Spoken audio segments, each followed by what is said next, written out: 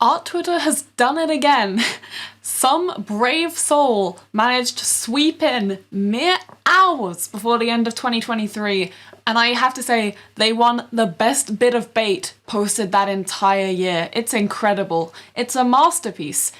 And that's an oddly fitting description given the topic of this video. We begin our story in June of 2023 with one of those self-aggrandizing art threads of like, what's an art bit that's really impacted you? And the particular person in OP decided to talk about this painting. And there's a whole like explanation here of what was going on in the painting, what it meant, all of that jazz. And there's a load of other just basic art Twitter people talking about like, oh, isn't it awful, and oh, we're so...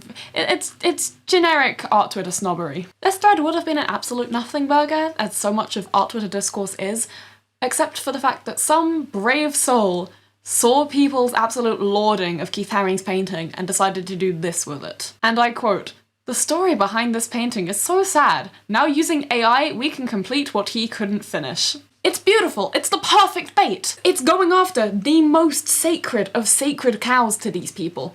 Not only is it pretentious art that you have to have 4 degrees to understand, no. It's about the AIDS epidemic and it's by a gay man.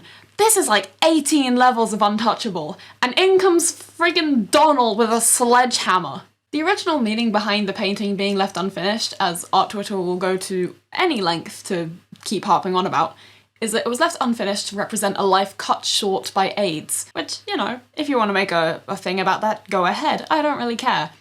It's the way that it's protected as an absolute sacred cow among these people because of the subject matter that makes it ripe for the making fun of. I probably couldn't read some of the responses that got posted to this tweet without getting banned from YouTube, but people had a little bit of a melty about it.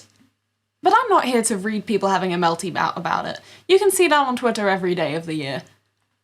I'm here to mine salt.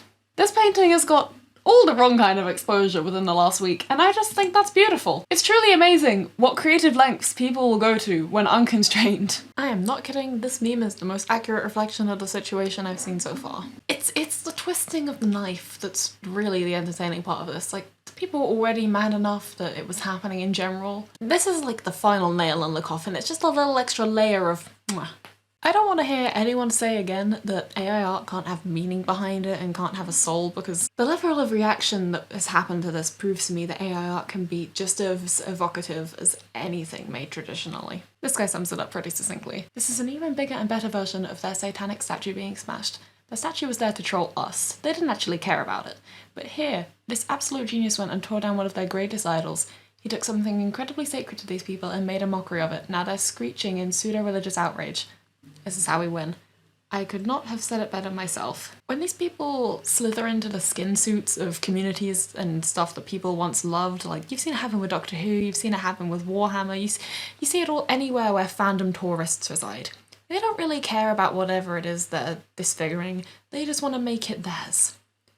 This was already theirs. And we've made it ours.